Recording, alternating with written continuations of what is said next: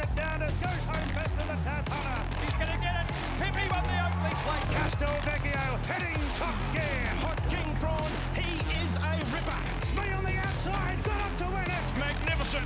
Kilbit wins the William Reid. The Grey Flash is now an Everest legend.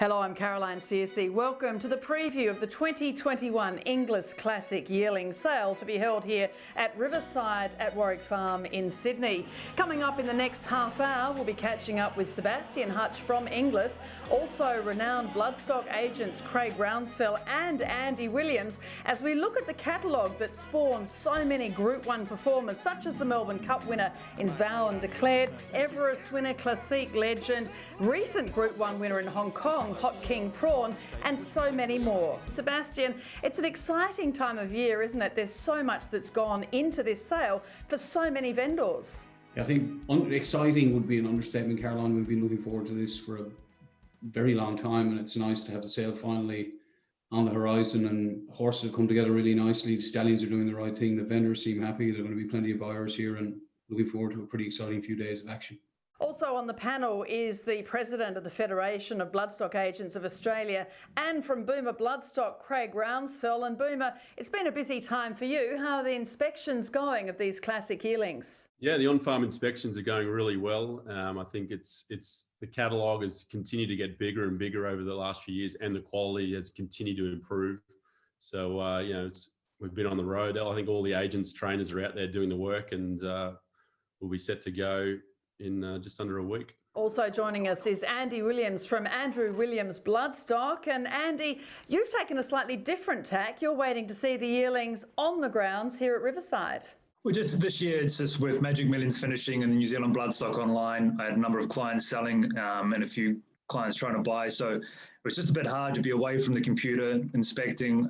So I've decided that we'll just see everything at the complex this year. Sebastian, the Classic Sale has a great record of producing Group 1 winners from yearlings that cost under $100,000. Of course, the Melbourne Cup winner, Vow and Declare, Hot King Prawn, Pippi, some great Group 1 winners fall into that category. How do you go about selecting the yearlings for the catalogue that provides such great value for buyers? Well, Caroline, $100,000 just seems to be a watershed figure for a lot of buyers, and that's why we pinpoint graduates that have been successful for under that amount. I mean, the fact that 8 of the 10 Group 1 winners at a Classic could have been bought for under 100 grand kind of demonstrates to people that stock and quality stock isn't unattainable at a sale like Classic. You know, to pay a premium for it. And when we're trying to put together the catalogue for the sale, first of all, we want a really well diversified catalogue. There are over 100 stallions represented in the book, and I think it's 76 individual vendors. So we feel that's an important part of soliciting a broad cross-section of people for the sale and interest in the sale. And we want to try and find racehorses. I mean, fundamentally, you're trying to put yearlings in the catalogue that we think can go and win good races. And, the team have done a very good job of doing that over the years. And we're very hopeful that there are more top-class racehorses in this year's catalogue. Boomer, what are some of the key things that make you want to buy at Classic? Why would you encourage other people to try and buy yearlings through the Classic Sale? I think in the Classic Sale, you can, what Sebastian was saying, you can find extremely good value horses. They might not have the pedigree, but they're great types, and then inevitably they go on to be top racehorses. Also, there's a lot of these smaller farms that this is their grand final. So there's those are the ones I like honing in on. These are their best of their crop that they're bringing to market, and you can find really good value prices. And I think the other thing too is the Classic over the last few years that at that upper end as well, as there's vendors now that are putting in some horses that do have some substantial pedigrees by the top stallions, and they can get rewarded. So you can come here with clients at all price points and find your horses. And is the Classic Sale a good sale for bloodstock agents and trainers to get horses placed with new owners? Yeah, definitely, purely from a price point of view. But I mean, this sale offers so many different jobs. You've got New Zealand pinhookers looking to buy out of this sale.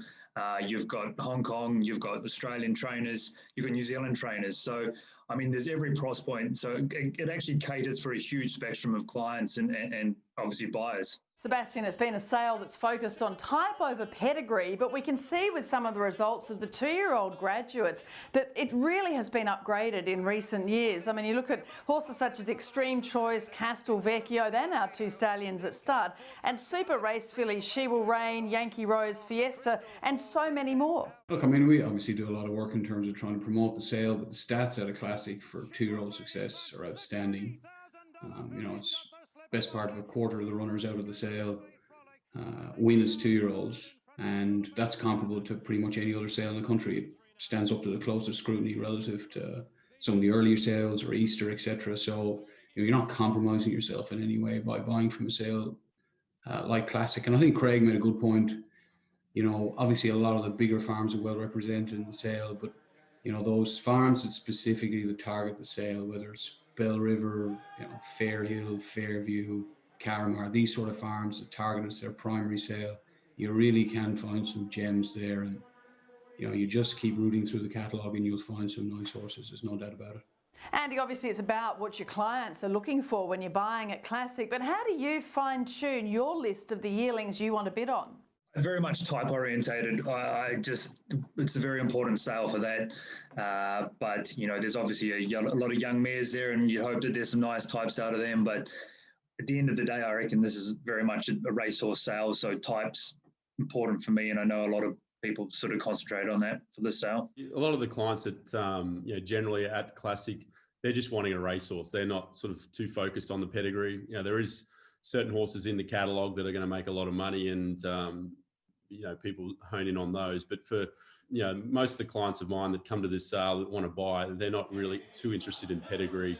They're just wanting to buy a racehorse. So types, you know, trumps it all. In 2021, we have a wonderful group of first season sires, 22 of them in fact. Some of the finest racehorses in the world, many are multiple Group 1 winners. Almanzor from Cambridge Stud in New Zealand, Caravaggio, Churchill and Merchant Navy at Coolmore Stud, the Globetrotter Highland Reel, Russian Revolution, Impending, Invader, Tosin Stardom and others that have also performed at the highest level such as Hellbent, Pariah and Spieth. Sebastian, it really is a mouth-watering selection, isn't it, of these first season sires? Yeah, it's a pretty sexy group of horses. You know, the market already seems to be pretty high on a number of them. You know, we're very keen to get strong representation from the good first season stallions because, you know, the market's very fond of them and it's something people get really excited about. So to have a broad cross section in the catalogue is great for the sale. It's great for people coming to buy from the sale. And, you know, some of those horses really represent good value because it's not actually nailed down what sort of progeny of those first season stallions are going to be the ones, so to speak. So, you know, people can find horses out of the box just by honing in on what really appeals to them. And, you know, I don't like to single out particular first season stallions because, you know, in a lot of cases you got left looking like a lemon because you picked the wrong one. But, you know, there's some horses there that look like they have credentials to go and be really good stallions, and it'll be interesting to see what materializes over the next 12 to 24 months. I mean, even with the first crop horses last year, you know, I think there have been some pleasant surprises amongst them, and you know, hopefully this will be the case for the first crop this year as well. Andy, we've already seen these stallions being so popular at the sales we've seen so far. Of course, Almanzor's a 3-time European Group 1 winner. He sold particularly well. Hellbent, an Inglis graduate himself, he sold for $95,000 through the Inglis Classic Sale. There's an Inglis Easter graduate who sold for $700,000 in Pariah by the great Redout's Choice. Who do you think will excel as one of the top first season sires coming through this sale? Well, you look at a horse like Almanzor, or even, you know, I've bid on 5 or 6 of them this week in New Zealand. 2 weeks ago, the Magic Millions, I haven't even got near them. Like, they're so well sought after. Likes of Churchill, you know, they're flying as well. You try and get a good one of them, they're making their money. Hellbents, for example, as well. Like, you know, I was lucky enough to be able to get a Hellbent and a Pariah at the Magics, but hopefully, definitely looking through that catalogue, there looks like there's going to be a lot of opportunities there, and I wouldn't be surprised if the market's red hot on them again. Indeed, Boomer, who are you most interested in with these first season stallions in 2021? Well, obviously Hellbent, the types he's throwing so far have been consistent, but you know, a horse like Highland Reel, the ones I've seen by him, I haven't really seen too many bad ones by him that might be a nice that suit some of the trainers I buy for that like those milers. He's one that I'm sort of keeping a keen eye out for. And Sebastian, the class of 2020, shall we call it? Of course, these are the stallions that are the first crop sires with 2-year-olds already running for them. It's been incredible, all of them. So many of them have winners so far. Obviously, Arrowfield's Shalar is leading the way with a gun 2-year-old in Shaquiro. Newgate's 4 young sires, Capitalist, Flying Artie, Extreme Choice and Winning Rupert, all have multiple winners. There are currently 19 or so first crop sires with those 2-year-old winners. So it really is an extraordinary group of stallions. Yeah, like they set an interesting precedent for the horses with first yearlings this year. And obviously the horses that people are probably expected to go out and get 2-year-olds or good 2-year-olds like Shala and Capitalist have done a really good job, really eye-catching job. But a horse like Flying Artie has probably flew under the radar a little bit of the yearling sales last season, has done really well. You know, it looks like he's a stallion that's capable of making a name for himself. And so you're looking for the equivalent horses in this year's crop. People are expecting Russian Revolution and Hellbent and Pariah to come out and get 2-year-olds. But it'll just be interesting to see what sort of impression horse like Churchill might be able to make. You know, he might be the Flying Artie of this crop, you know, just fly under the radar a little bit and have stock that are capable of making an impression a little earlier on. But the group with 2-year-olds at the moment looks a really strong group. I mean, I think it's 19 of them now that have had winners from their first crop, which is quite extraordinary relative to the performance of previous crops. And, you know, they look to be horses that are capable of getting precocious early runners. And then there are a number of them that obviously look like they'll be able to get horses that improve as autumn and winter 2-year-olds are into their 3-year-old season. So it's pretty exciting for the industry as a whole. And fortunately, they're well represented in the catalogue. So again, there are going to be opportunities there. They are indeed. Boomer, it makes it pretty hard as a bloodstock agent, doesn't it? You know, normally there are 2 or 3 that might really have stood out with their early 2-year-olds. But, you know, as Sebastian said, it's sort of 19 or so that all have winners and often multiple winners already from their 2-year-olds. Yeah, absolutely. It opens up the window of more horses you can probably consider that, you know, people start getting a bit nervous with these and they might write them off too early a lot of the time. But I think at the Classic now, there's all these horses, these first year sires are well represented that are having, you know, 2-year-old runners. And, you know, if you find the type that you like, you're going to have confidence to buy one. So it's, you know, like Sebastian said, a horse like Flying Artie, to me, they didn't look like 2-year-olds and they're coming out and winning. So it, you know, bodes well for you know, horses like him going forward as 3-year-olds as well. And Andy, do the current results from these new stallions, the first season crop from last year, do they change the way you look at some of them that you might perhaps have thought, look, I won't bother inspecting that, but now you make a real point of looking at the stock by some of these stallions? Yeah, definitely. You just got to be open-minded with these horses, and like Sebastian said, you can look like a lemon if you start knocking a horse on the back of their types. You know, there's some very good stallions in Australia that don't throw a consistent type, and all of a sudden, you know, they've proved to be a champion sire. So at the end of the day, I think it's about, for what I do, it's probably about syndicating or reselling a horse. And, you know, with every single one of these horses might have a headline horse now with Capitalist, Flying Artie, you know, Extreme Choice. They've all got top liners that can go on and be very good Group 1 horses or Group 1 2-year-olds by the end of the season.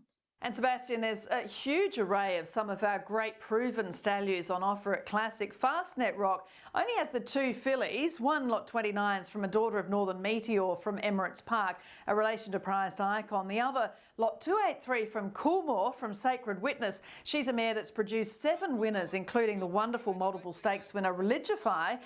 Star filly Avantage has now won another 2 Group 1s. She's by Fastnet Rock. And Dreamforce winning the George Ryder. So Fastnet Rock's doing a great job. Exceed and Excel, of course, these will be some of the last of the Exceed and Excels over the next few years. He's, of course, 20 years old. There are 3 by Exceed and Excel. He's recently had Bivouac winning 2 Group 1s, September Run winning the Coolmore Classic as well. Piero has 10, Zoostar 15, Dundeal 17, Spirit of Boom 15, Sebring 20, Pride of Dubai 17, So You Think 16, More Than Ready 10. I mean, the sire power at Classic, it really has improved in recent years, hasn't it? I think the crystal ball will be in full working operation over the next 10 days. People trying to work out where stallions are going to sit in 12, 18, 24 months time and see what value they can find. You know, you see it every year. The market, as Andy said, makes a judgment on a horse, and you know, the market is a harsh critic, and sometimes the market gets it wrong, or plenty of instances where the market gets it wrong, makes a call on a horse too soon. And it looks like there are horses that are very well bought in a period 6, 12, 18 months later. I mean, there are a number of those horses in that group of second season stallions that might just be, really good stallions. And looking into the horses that have progeny that are a little bit older, I mean, I find Deepfield and Rubik two really interesting horses. Deepfield obviously has a massive profile, but I think it's only a matter of time before we see an absolute deluge of top class horses for him. I just think he's a really, really high class stallion waiting to happen.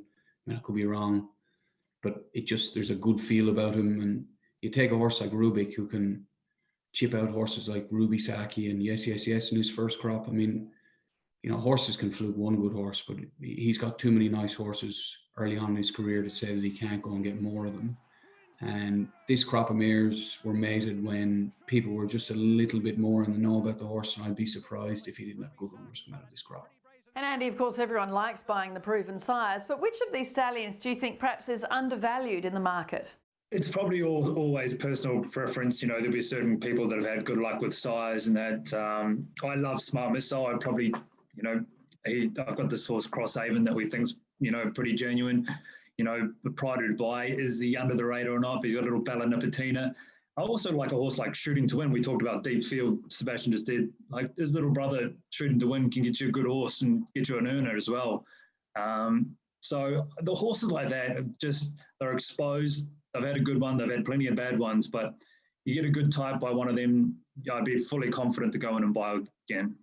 Boomer, who do you think of these stallions present some good opportunities to buy at Classic? I think that, this year you've got, Dundee and Piero are pretty well represented. And, So You Think's always one that, he's just can produce a top line horse, and you can find value buying them. But for me this year, it's Spirit of Boom.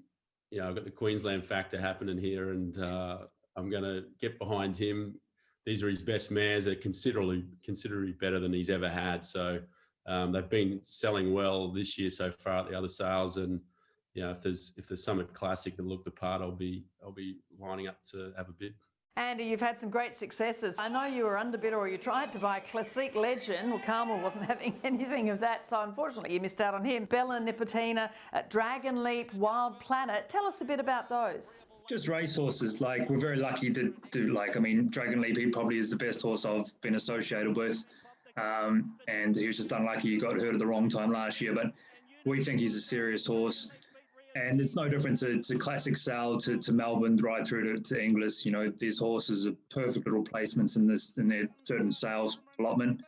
And, I think you just got to have confidence in what Inglis do. They put forward a good horse, and, they know the market as well as the vendors and the buyers, and they've got to have confidence in their product. And I'm very lucky I've had good success with the Inglis product. And Boomer, you've also had a great run with Classic Graduates. It seems like day after day in the last week, Classic and Easter Graduates, but Standing Bear, Garibaldi, of course you've had Sweet Deal, who won the $1 Million Hunter in November. Lady Sniper's another great success for you, and her connections going on to be sold as a broodmare at the Elite Chairman's Sale. Tell me their stories. Yeah, absolutely. They're sort of indicative of what you can find at Classic. Like Lady Sniper was one for me, earlier on in my career, where I bought her for 20,000 and sort of had a hard time selling, got family involved and friends, and she won the English Sprint and the Gosford Guineas, and earned over 300,000. And then at the English Chairman's Sale, we got 350 when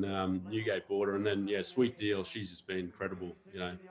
Purchased her for 67,500 for a great group of owners, and she's just the one that keeps giving. She was in the first 2-year-old stakes race of the year as a 2-year-old, and then she's still lining up now, winning. I think she's won 3 Group 3s and just recently won the Hunter. So she'll hopefully capture Group 1 this autumn, and no doubt might be back through the Chairman's. And Sebastian, when we look at some of the great Classic Graduates, we've mentioned Classic Legend, Hot King Prawn, Castelvecchio, those sorts of horses. It really is a progressive sale. It's really improving year on year, isn't it, the Classic? Caroline, I love that you reminded Andy about Classic Legend. He loves hearing that story. Sorry, Andy. Tell you what, Sebastian, you need to get those Wexford boys over there this year, okay? But yeah, look, I mean, I think it's interesting to talk to Andy and Craig about it, because they're obviously 2 good examples of people who bought like value horses out of the sale and done extraordinarily well with them. I mean, Andy bought Let Me Sleep On It out of the sale, and he was champion of affection, full time, invincible now. Really valuable mare as a stakes winner. And obviously, Craig was talking about Sweet Deal. I mean, they're two horses that were bought for a combined total of less than 130 grand, and are worth, they're worth millions between the pair of them. Like, so it's fantastic the opportunities that a sale like Classic can represent. And it's very important, from our point of view, we want to be seen to be promoting the sale as best we can. Our vendors do a fantastic job presenting high class yearlings at the sale, and horses that go on and demonstrate their ability as top class racehorses later on. So we are unashamedly proud of the fact that a bunch of them are really good horses. 10 Group 1 winners since 2018. Group 1 winner the other day out of the sale in Hot King Prawn. Classic Legend won the Everest. It's Me won the Kosciuszko on the same day. You're talking about horses like Vow and Declare. I mean, you could have bought a Melbourne Cup winner at the Classic sale a few years ago and bought him for like 50 grand or something. It's bonkers. You buy a slipper winner out of the sale. Extreme Choice. I mean, we didn't even mention him when we were talking about the second season stallions. I mean, he might just be the best of the lot. And Luke Wilkinson plucked him out of the sale, as he tells everybody that he possibly can. Plucked him out of the sale for 100 grand. So he'll appreciate the plug on the webinar. Lucky, nice to see you. But yeah, I mean, it's a sale. It's a sale we're really proud of from that point of view. I mean, it's dollar for dollar. I'm strongly of the view that it's the best value yearling sale in Australia. It's not the most faded. It's not the most heralded, but horses out of the sale come out and run. The facts and the figures stand up to the closest scrutiny. I mean, it's very important to maintain some context around this sale. Like 6 or 7 years ago, like it was averaging 40 grand and had 400 and 500 yearlings in it. It's not like it's been a sale where Inglis have been selling 800 yearlings out of it for 10 years.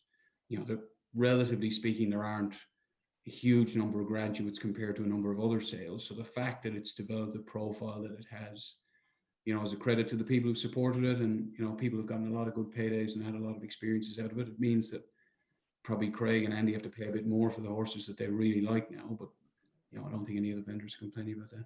Exactly.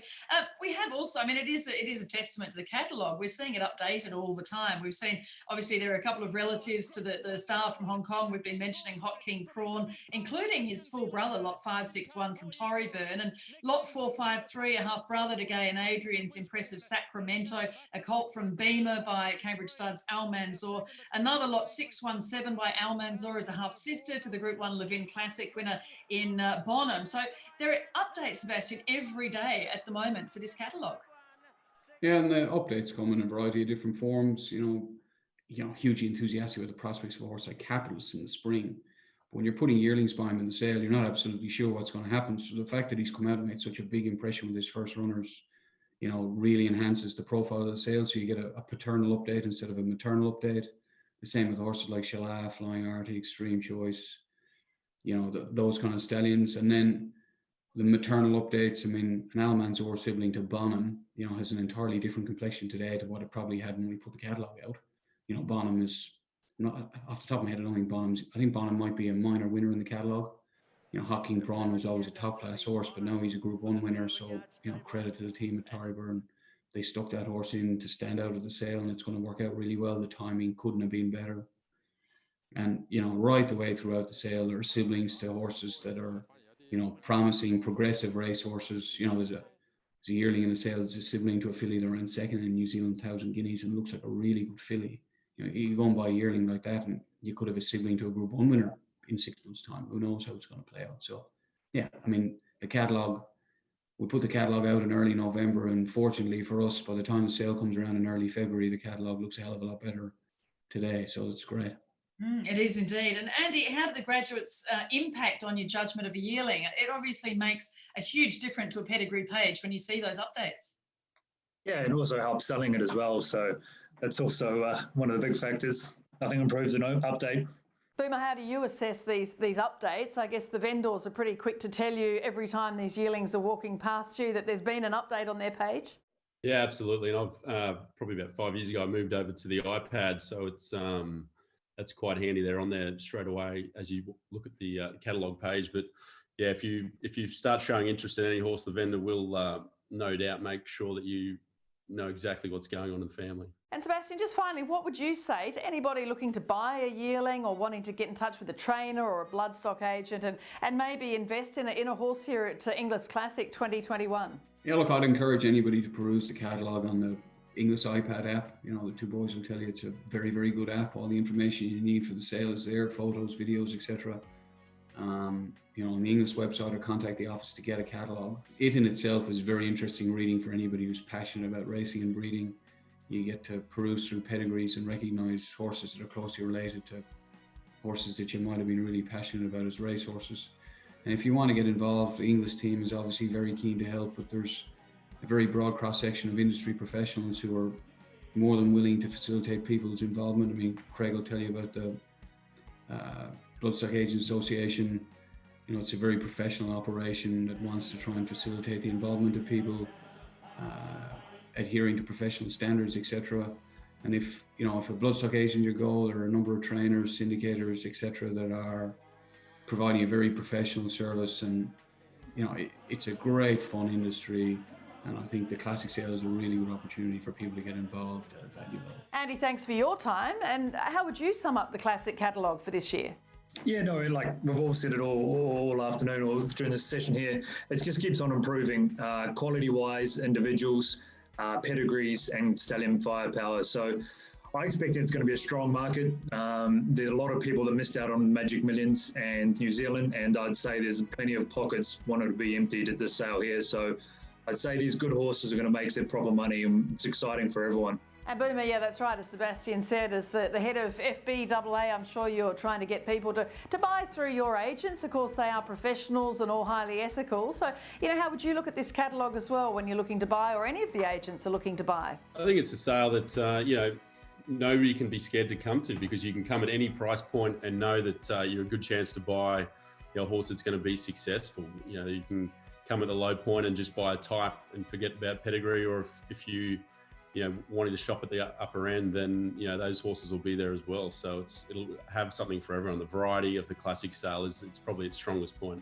And that wraps up the 2021 Inglis Classic Yearling Sale preview. Thanks to Sebastian Hutch, Andrew Williams and Craig Rounsefell for being on the panel, and thanks for watching. You can get in touch with anyone from Inglis, a trainer, a bloodstock agent, if you'd like to buy a yearling here at the Classic Sale. But be watching our live coverage on inglis.com.au from Sunday, February 7 to February 9th, hosted by yours truly and Richard Haynes. I look forward to seeing you then.